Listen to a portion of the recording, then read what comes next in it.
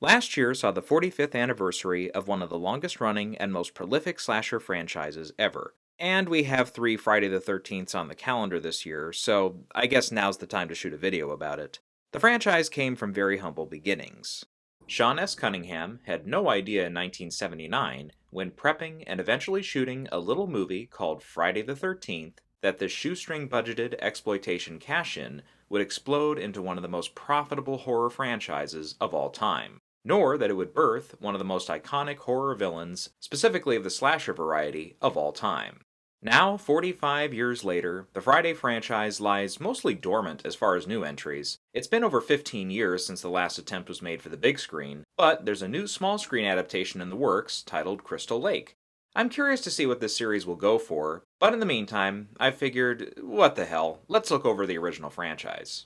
As much fun as it would be to knife into this series fully, I think our first steps should just be to carve out my general opinions. Maybe later we can look more thoroughly into the individual chapters in this franchise, and which moments and elements of each film I really enjoy. So just for now, to celebrate this series, I'd like to talk about my general thoughts on each film.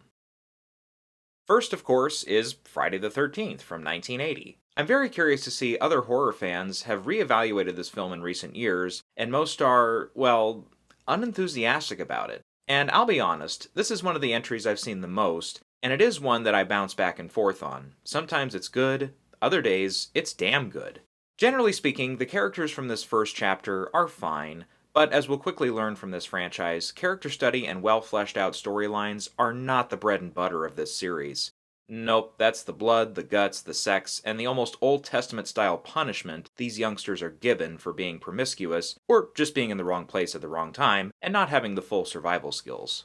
Part 1, as it's commonly referred to, truly is a product of its time. We won't go too far into the behind the scenes of each of these films, but it's fairly common knowledge that this film was intended to do one thing: capitalize on the recent success of John Carpenter's Halloween and utilize the same general formula.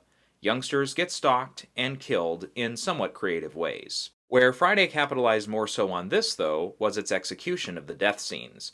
Horror fans today may be disappointed in the original Halloween's kills, almost all of them involving stabbing or strangulations, or a combination of both. The unseen killer in Friday the 13th, though, isn't afraid to shoot arrows into its victims or bash them in the face with an axe. The makeup effects by Tom Savini are very much remarkable for the time. You could say that Halloween had to walk before Friday could run. One of the most effective parts of the film, and the franchise as a whole, is the musical score by Harry Manfredini. The ma sound can still be creepy today.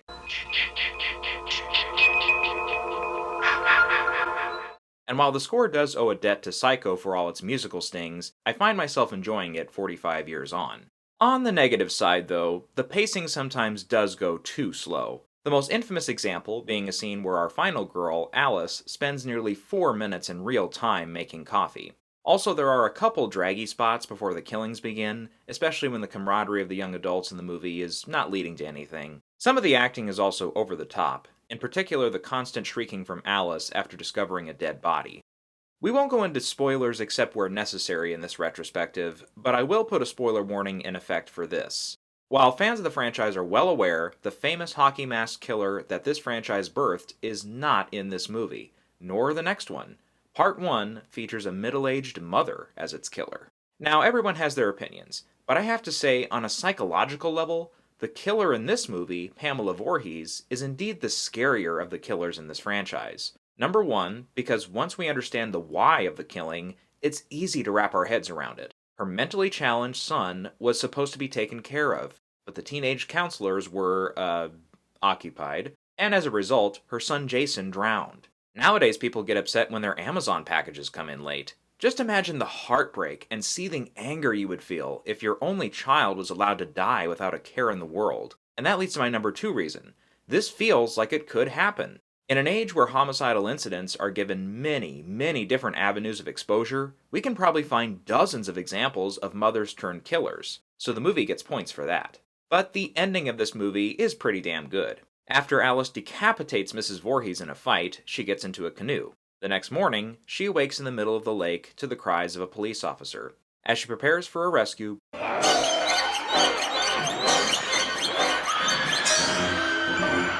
The film does have a small number of jump scares and stings from the score, but everyone remembers this one. At the time, even experienced horror fans recalling the jump scare ending of films like Carrie were not expecting this. However, then there's the infamous reveal it was only a dream. Still, Alice's final words about Jason still being back at Crystal Lake Then he's still there. do have a haunting quality. Overall, I do think even if you object to the moral elements of the movie, as critics and most audiences did back in the day, you have to respect the level of craftsmanship that went into the film. For just over $500,000 in the budget, Cunningham and crew did a good job. The movie isn't for everyone, but for me, I fall into the mood and atmosphere relatively easily, and it's one of the few films in the franchise where I don't just root for the supposed villain in the film, but understand instead where they're coming from. Part 1 gets credit for getting the ball rolling, and while it may not be the absolute best in the slasher subgenre, I give it respect and a score of 8 out of 10. Less than a year later, Paramount cranked out a sequel, Friday the 13th Part 2. It didn't retain the first film's director, writer, or even its special makeup artist, so Part 2 had a chance to stand on its own in that respect. But rather than create something totally original and capitalize on the wild possibilities of what could happen on a Friday the 13th, the overseers of the franchise instead wanted more of the same. And yes, for those who marathon or binge this series for the first time today, you will soon discover that a lot of these early films do run together, and can be hard to discern unless you recognize the different characters or actors. This has both its strengths and its weaknesses. For one thing, it's nice to see the spooky elements of Camp Crystal Lake return, especially the Crazy Ralph character, a standout supporting role in the first film. But really, Part 2 is more or less a shortened, leaner version of Part 1. Characters go to a campground on the same lake as the first film, not exactly the same cabins, but it's on the same lake, and they do things they shouldn't do and get butchered. Same shit, different Friday. And in that regard, I always found Part 2 to not measure up to the first film in that respect. Even the opening prologue of the film, which shows what happened to Alice after surviving the first Friday, is almost 50% flashbacks of that first film. You can tell this was again a quick production, and to my mind, even though the budget was over double that of the first film, this version seems cheaper, somewhat grainier than the first, which I actually take away as a positive. These movies work better when they feel older. The killer this time is Jason, but his look owes more to the town that dreaded sundown than anything else. I don't mind this more makeshift version of Jason, and to a degree, it's a more realistic take on the killer, but you do have to wrap your head around a lot to accept that he really is Jason. Let's break it down. If we look at the timeline of these movies, in the first one, Jason drowned in the mid-1950s, and Mrs. Voorhees went on her killing spree in 1979. Part 2 takes place 5 years after Part 1, making it 1984. Okay, that tracks, but somehow Jason now didn't drown? Either that, or his spirit has miraculously aged and he's now full grown after resurrecting? But that's only if you believe that the Jason we saw at the end of Part 1 is actually a walking, breathing zombie. IDK, I guess it's more realistic for Jason to have somehow survived his drowning and just aged naturally. But if that was true, how did he never find Mrs. Voorhees, and how did she never find him? Did he really actually survive in the New Jersey wilderness for almost 30 years? This kind of reminds me of Escape from the Planet of the Apes, another movie that takes a big narrative leap to continue the story, but in that case, the whole rest of the movie is so damn good, you can kind of dismiss it. Here with Part 2, I can't help but get caught up in the timeline stuff and just feel that the filmmakers could have come up with something better. One thing I do have to say, Part 2 being almost 10 minutes shorter actually ramps up the entertainment value here. I do agree with modern horror fans that say that Part 2 is a more entertaining and rewatchable version of the first film. It also lacks interesting characters and deep human moments, but again, that's not really why we're here. Ginny, our final girl, is also a really good one, preferable for me at least to Alice. Part 2 was also the first film I fully saw in the franchise, and I remember watching it and feeling more grown up for the experience. It was right around the time the 2009 remake was released, and I found an appreciation for the effects, kills, and atmosphere of these movies thanks to this film. It's not a bad one to start with if you want to try and get into this series. So for that, despite it being too much like the original, and having a strange explanation for how they got Jason involved, I still give the film a 7 out of 10. 1982 was a strong year for film, but you can't really argue that Friday the 13th Part 3, originally shown in 3D, is a high point. Paramount and producer Frank Mancuso Jr. were back at it again, and Part 3 is hard to call the strongest of the first three films. While it does retain the director of Part 2, Steve Miner, it once again threw new writers and effects artists at us. This time around, we also shift locations. Well, kinda sorta. Higgins Haven is the spot here where the young adults get stalked and killed by Jason. And yes, fans of the franchise rejoice, this is where the famous hockey masked version of the killer first appears. For myself, I grew up with the image of Jason being a scary one, and hockey's never really been my thing, so I guess I owe this movie and its sequels for that. Part 3 is most remembered for introducing the hockey mask and its 3D elements, but I really don't think it's known for much else. For one thing, I'm not sure what Chong from Cheech and Chong is doing here. This dude looks like he's in his fucking 40s. Why is he hanging out with college-age students? Also, the humor in this movie does go a little too, well, scatological. There's a lot of shit jokes, more than you'd expect from a second sequel in a slasher series. But what's odd is that the camaraderie between these characters actually shines through here, and ultimately saves it. Not every character works, but you do genuinely get the sense that these people are friends. Speaking of characters not working, the character that is responsible for Jason getting his hockey mask is named Shelly. What's weird, my first few times watching this movie, I always related a bit to Shelly. Like him, I was overweight and shy and socially awkward. But now I look at this and I just say, dude, what the hell is wrong with you? I have no sympathy for him after all these years. I guess I don't have way too much else to talk about. Chris is our final girl here, and she's fine, resourceful enough, a bit screamy for my taste, but she's unique in that she did have a previous run-in with Jason that's shown in a flashback. The sequences shot with the intent to show off the 3D are mostly misses by today's standards, but if you'd seen it in 1982, projected correctly, I'm sure it was a nice throwback to the 3D craze of the 1950s. Jason is now more or less fully set up as a bulking, unstoppable force. It took a bit to get here, but this is arguably a spot in the franchise where audiences are meant to start rooting for Jason. Like the previous film, I do have gripes with them sticking a bit too close to the formula, but there are humorous moments that the first two films didn't have, like a nice little sequence where the gang thinks they're getting chased by cops. Part 3 is the weakest of the first three films, and it does have a more highbrow feel to it, the budget now getting up to over $2 million.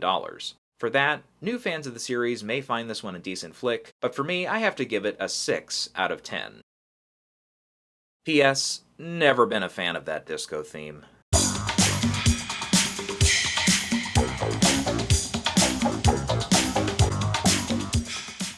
Friday, April 13th, 1984 saw the end of Jason Voorhees with Friday the 13th, the final chapter, the proposed end of the franchise. But, as you can see from just this video, it wasn't.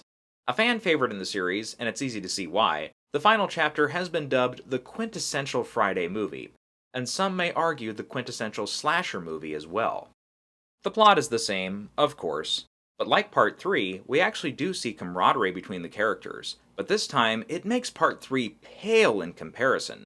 As others have described it, the dynamics between the young adults is almost on the level of a John Hughes movie. I wouldn't quite go that far, but I see where they're coming from, and a lot of that credit has to go to the casting. He thinks that's funny. He thinks that's a funny thing he's doing. The actors bounce off each other in a natural way where we believe they are friends, especially the Crispin Glover and Lawrence Monason characters. By the way, Glover's Jimmy is a fan favorite as well, especially for his epic dance scene and his dialogue delivery. We also have the Jarvis family in this one, and of course the arguable mainstay character in the series is Tommy, played here by Corey Feldman. But what's kind of odd, unlike other slasher films, while I do care way more than average about these characters, I don't hate it when they get picked off. It's worth noting that Tom Savini is back doing the effects, drawn back in by the premise of killing off one of his most famous creations. And it shows. The kills and effects in this movie are top-notch. Joseph Zito was also a great choice for directing, with some nice camera work and memorable atmospheric shots. I guess my complaints at this point are just limited to the burnout factor. It's the fourth movie in a row in this series where youngsters go to a place they shouldn't and get killed. Trish Jarvis is a decent final girl, but nothing way too special. I also think the over-the-top dialogue from the Rob character in his death scene is just laughable. At what point would a person, fictional or non-fictional, shout out, "Oh God, he's killing me"? And for me, I do feel the final chase scene is a bit too drug out. Did Trish have to go back over to that party house twice during the finale? The movie does end in a spot, though, where we can buy that Jason is dead, but the series can go on with perhaps a new villain taking center stage, Tommy. Did this actually happen? Well, we found out next year with another entry. But for the final chapter, this is an easy rewatch for me, and again, a go-to if you want cheap, easy Friday night entertainment. While yes, I do like the directing and casting here, you can tell they pumped so much into this movie, they left the series nowhere to go but downward. I give the final chapter a 7 out of 10. Well, here we are, the 5th entry in the series with Friday the 13th Part 5, A New Beginning. The year was 1985, and for at least a little bit of time, Paramount was content with the idea of bringing the series back without the hockey masked killer being front and center. I'll explain more later. But for me, there's just no getting around it. Part 5 is nothing short of an unpleasant viewing experience.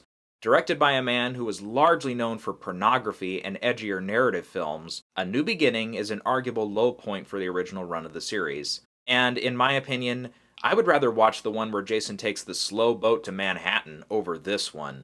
But again, all in good time, we'll get there. There are few, if any, redeeming qualities about this film. But my chief criticism does not match that of the general fan base. My big criticism is just how ugly the film is. The characters are beyond obnoxious, with the Ma and Junior characters being two of the most intentionally painful characters in motion picture history. The youngster characters all suck, the final girl is dull, the kills are beginning to get watered down, there's even this whole sequence where the big payoff is a guy rushing to a metallic outhouse because he's had too many of those damned enchiladas. You okay? Oh, some damn enchiladas! As almost everyone has pointed out, many characters are introduced in one scene just to be killed off in the exact same scene. While fans may appreciate a higher body count and a high amount of females removing their tops, this just doesn't work as a narrative. And the worst part for me is that they do bring back a character, one of the rare times this series does this, with a now teenaged Tommy Jarvis, played by a new actor of course, John Shepherd. But he's given almost nothing to do besides have a few visions of Jason haunt him and occasionally flip out and start beating people to a pulp. I'll issue a spoiler warning here.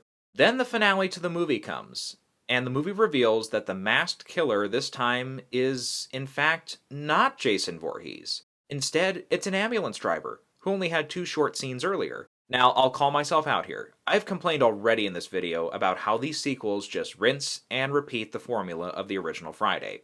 Well, guess what? I don't mind that Part 5 went out of its way to try and do something different. I'll equate it to a certain entry in a sci-fi fantasy series that said, hey, we're not afraid to try something new. Now, some fans just object to that in its entirety, which they can do, but it doesn't mean they're right. And some fans can praise it for being new and just accept it. Me, I'm okay with them trying something new, but if you're gonna make that attempt, please, for the love of God, make it around a solid movie. Part 5 is trash cinema, exploitation almost to its epitome. But again, the most choice word I can find for this movie is unpleasant. I feel dirty watching it. Now, some of you are going to say, don't you feel dirty watching any of these slasher and exploitation movies? No, not really. Not if I'm genuinely entertained and can find some merit in the material, be it the effects, the editing, the camera work, etc. But Part 5 offers nothing. Nothing to that effect. I give it a 2 out of 10. The breath of fresh air the franchise needed, 1986 saw a quick turnaround again for the series, and Friday the 13th Part 6, Jason Lives, has become the almost standard answer now for fans asking which is the best movie in the series.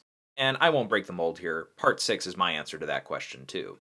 Kind of funny that the same year, another entry in a long-running Paramount film series, Star Trek, also had a chapter that's the black sheep of the series. Part 6, unlike other entries, has a more comedic and self-aware approach to the formula, and that's what I'm fucking talking about. Trying something new and going all in. Tommy Jarvis is back, played this time by Tom Matthews, and he's brought back the real Jason this time, who immediately gets to work by killing Horshack from Welcome Back, Kotter. For younger viewers, just Google that. But funny enough, I always called Part 6 the most accessible of the Friday films. In other words, an average audience member who doesn't particularly care for the slasher genre, I think, could sit down and watch this movie. They'll get some thrills and chills, sure, but they'll also get some laughs and a lot of Alice Cooper on the soundtrack. And I may be one of the few people to say it, the Man Behind the Mask track, I think is actually pretty solid. Part 6 is the polar opposite of the last film. This one is just a joy to watch. The characters being self-aware make them instantly more likable. There's a genuine father-daughter relationship here that feels realistic and is also entertaining to watch. The kills may not be as gory as past entries, but there's a creative spark in them again, the highlight being a guy nearly being folded in half. The only criticism I have is that the last fight against Jason is a bit dull. The whole rest of the movie is exciting, entertaining, and genuinely builds to this finale, but it's a bit of a letdown for me. Oh, the comedic relief character of Roy I also thought was a little bit overdone as well. Otherwise, I really don't have much to complain about here. We don't really have an exact final girl here since Tommy is our main focal point this time, as he should be, but his love interest Megan is the closest we get, and she's a genuinely likable character, she just doesn't exude way too many of the qualities that final girls have. I feel like I could go on about the movie, but I won't. It's genuinely a movie that I say, hey, if you're not a fan of this genre, go out and try this one.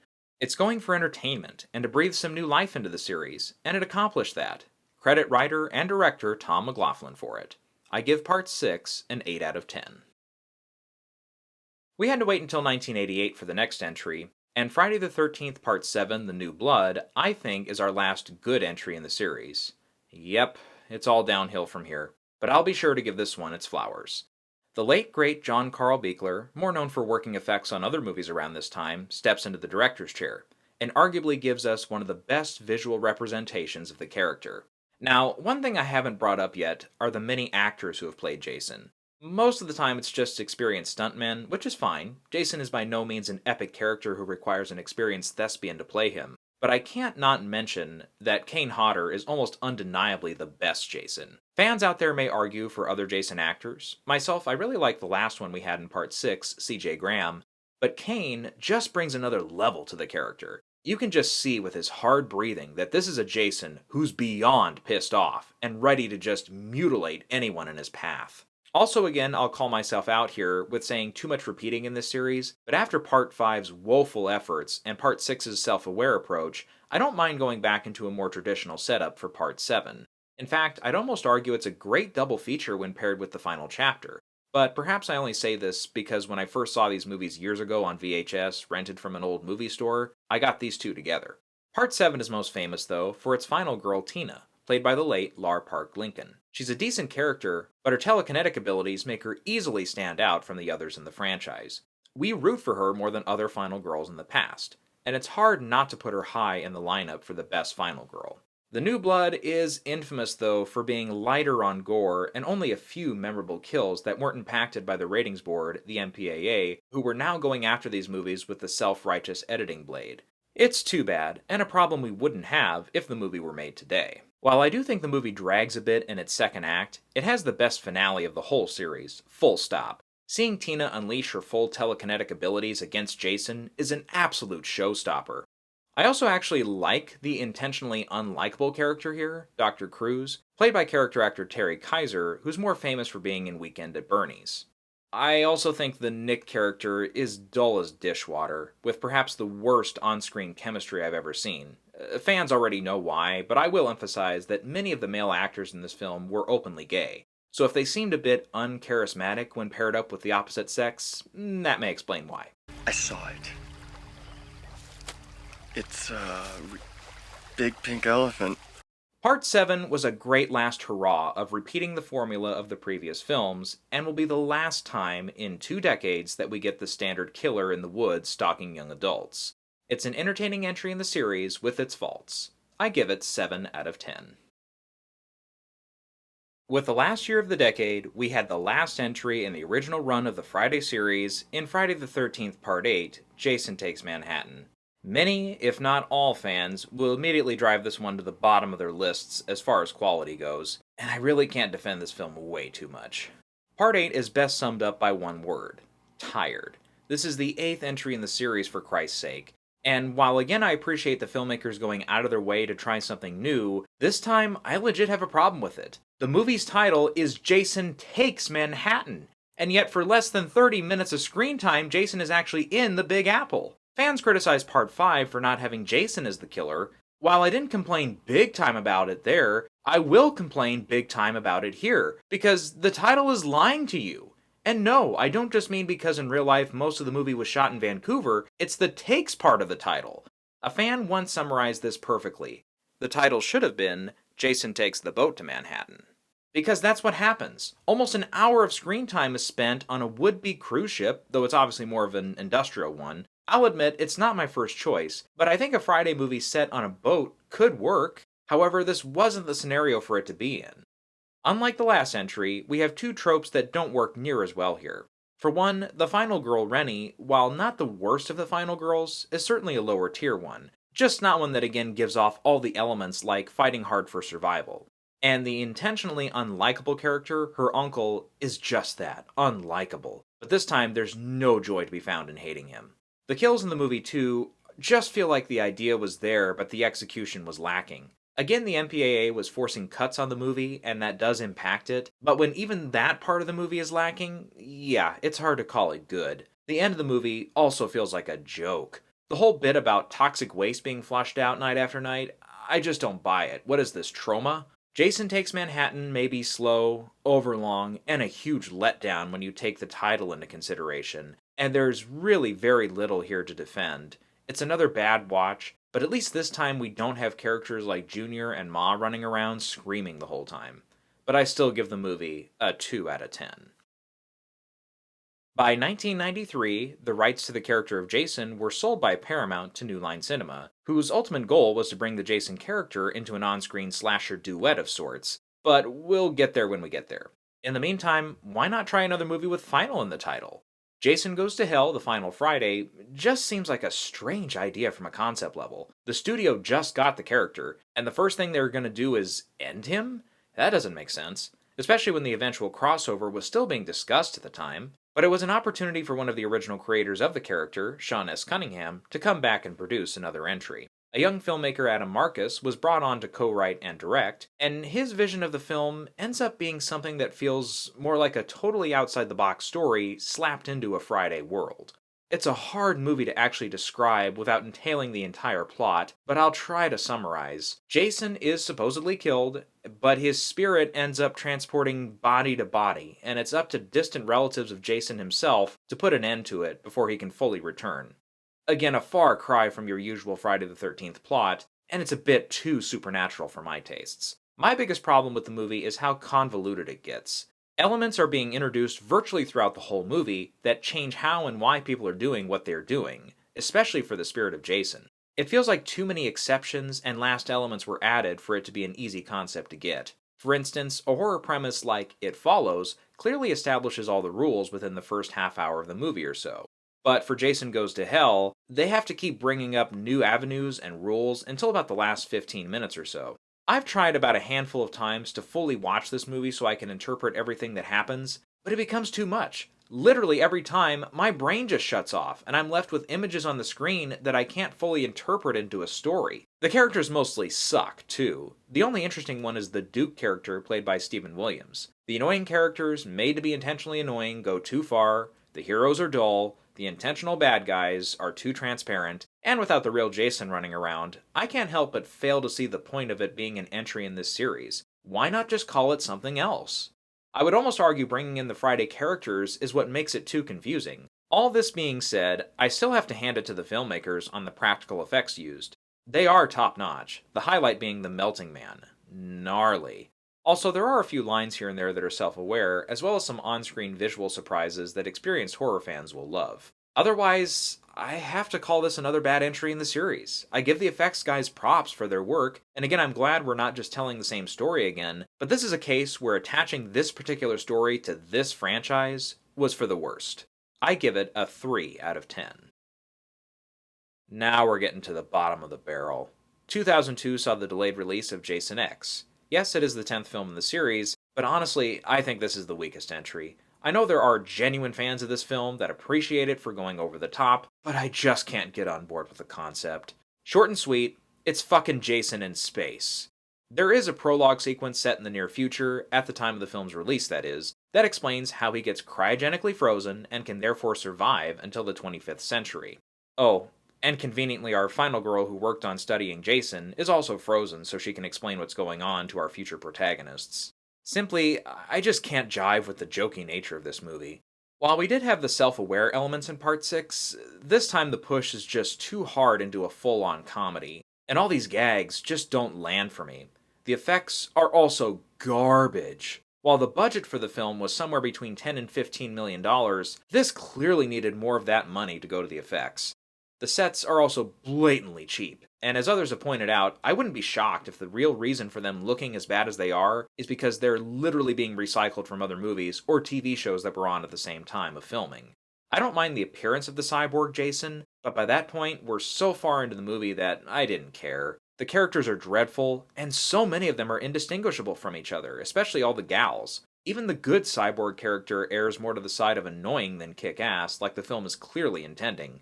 But the kills aren't too terrible, with a few highlights sprinkled in. Honestly, the best part of the movie was about 30 seconds long. It's the part where the youngsters trap Jason in a hologram or whatever that's programmed to be like a 1980s campground. For a brief moment, we're reminded what this series is supposed to be, and how far we've come from the low-budget film shot 20 years earlier. Again, I can understand if someone who isn't taking the film seriously can fall into its trap and actually come away enjoying it. Guys! It's okay, he just wanted his machete back! But for me, no, I can't get on board. Jason X ends up being a dull, poorly produced, and cheap movie with very few redeeming qualities, and it is one of the worst slasher movies I've ever seen. I give it a 1 out of 10. 2003 saw the great matchup that horror fans had been dreaming of for nearly a quarter of a century. Freddy vs. Jason was a horror event, and a film that had been through development hell for nearly 20 years. The end result, though, I have to say, was not my type of movie. I can remember seeing the DVD cover for this movie as a kid and being scared of Freddy's appearance and Jason's mask, but many years later, when I was brave enough to sit down and watch it, I walked away disappointed. For one thing, the lead up to the actual versus part of the movie is way too long. It's almost an hour into this hour-and-a-half movie before Freddy and Jason finally face off, and the characters we're left to follow for that first hour are just awful. Not a one of them are characters I would want to spend more than 5 minutes with in real life. They all piss me off and annoy me. Then when we actually do get to the fighting, the first bout is in the dream world, so it's way too overdone, and complete with pinball machine sound effects. Like, are you fucking kidding me?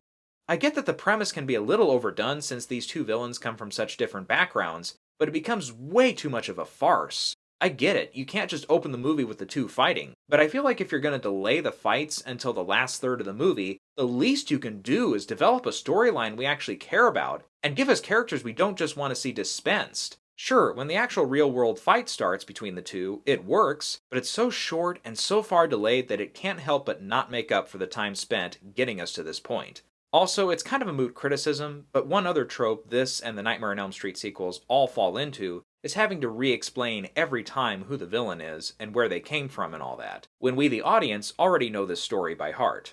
I get that the characters shouldn't know the background, but when you take all these sequences and put them together, they probably make up enough runtime to nearly cover an entire slasher film.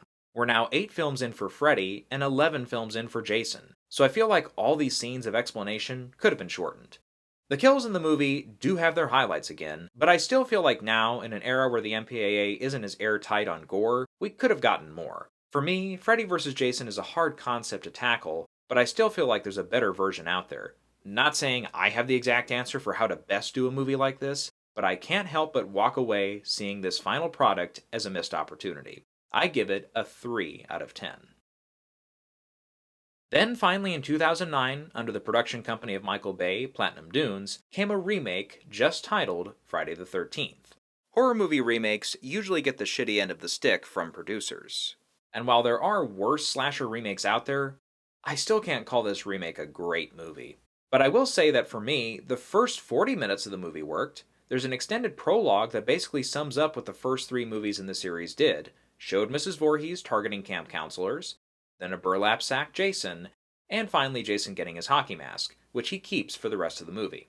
Like the brief sequence in Jason X, seeing the younger characters in a cabin setting or in the woods and having Jason running around and killing them just brings us back to why the first few movies worked as well as they did. Like the original Friday, the characters don't really work all that well, but I'm a little more forgiving this time. Credit to actor Derek Mears, who brings us a good rendition of Jason this time around.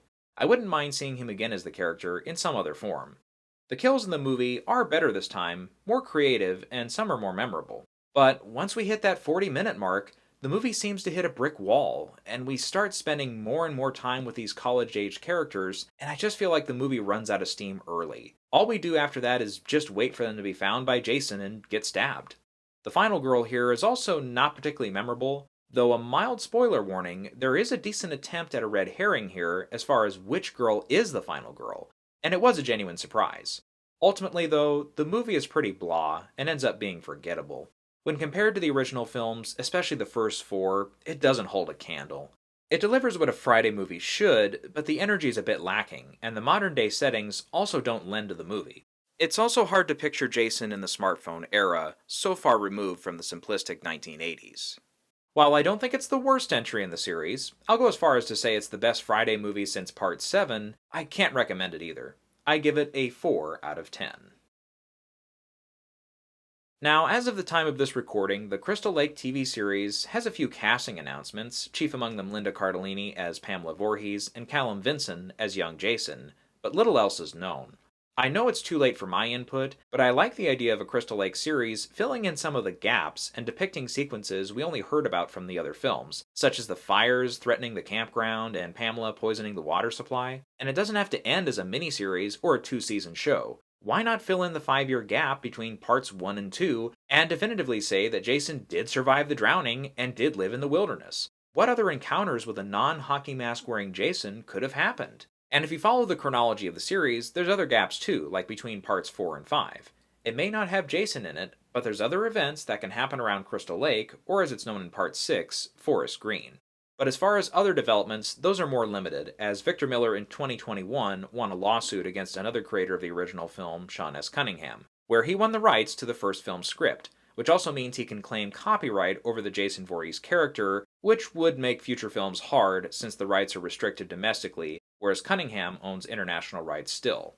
Not to say that the Friday series is a hit everywhere else, but international numbers can help make or break films getting money back these days. And be it Paramount, New Line, or any other backers, it's going to be difficult for them to not just produce a new film, but also for all parties to agree to a script where legal action will not be called upon again. And let's not forget, Miller is 85 years old, again at the time of this recording, and Cunningham is 83. So if this goes on, we may have their families fighting on their behalf soon, or whoever would run their estates. So for now, let's just be grateful a TV series is in the works, and if it's a big enough hit, maybe, just maybe, a new film can be released. Now, as far as what that film could be, there's been nothing but speculation.